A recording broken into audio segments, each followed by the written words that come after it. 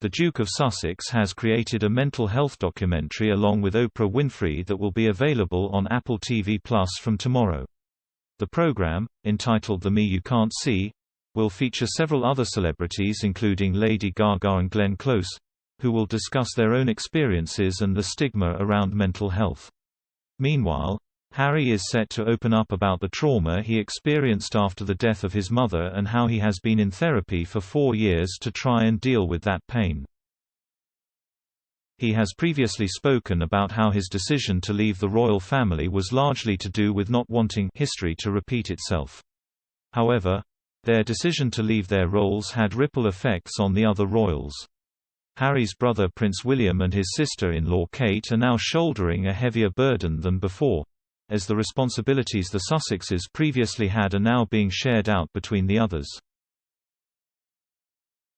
They have also had to deal with the backlash from comments Harry and Meghan have made since leaving, including the serious accusations made in their interview with Oprah earlier this year. Prince William was asked outside an engagement whether the royal family was racist, to which he said they were very much not racist.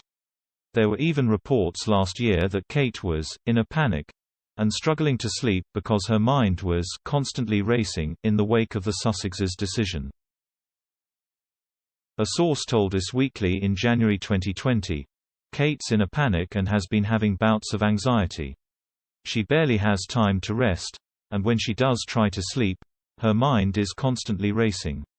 The source also claimed that Kate was already stretched pretty thin, and working 18-hour days. They concluded, "Now Shusha's really worried about how she'll juggle the extra workload on top of her family life." In terms of her relationship with Meghan, the source said they couldn't be further apart. Kate is a full-time working royal on top of being a mum to 3 young children: Prince George, 7, Princess Charlotte, 6 and Prince Louis, 3. During the coronavirus lockdown, all 3 were home from school and the Duke and Duchess of Cambridge had to balance homeschooling with work as well. William was the brains behind the royal family's decision to start doing video calls to stay visible and keep in touch with their patronages, which ended up being hugely successful. However, Kate admitted in a video call with fellow parents that lockdown and homeschooling had left her exhausted. William, Kate and Harry have all been mental health advocates for years, starting their Heads Together campaign and encouraging people to speak up if they are struggling. However, Harry admitted in his interview with Oprah earlier this year that he had been ashamed to admit to his family that Meghan needed help.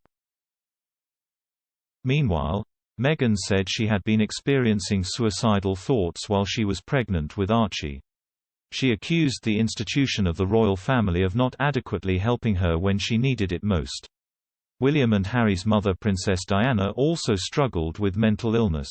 She admitted that she had suffered from postpartum depression and bulimia in her interview with BBC Panorama in 1995.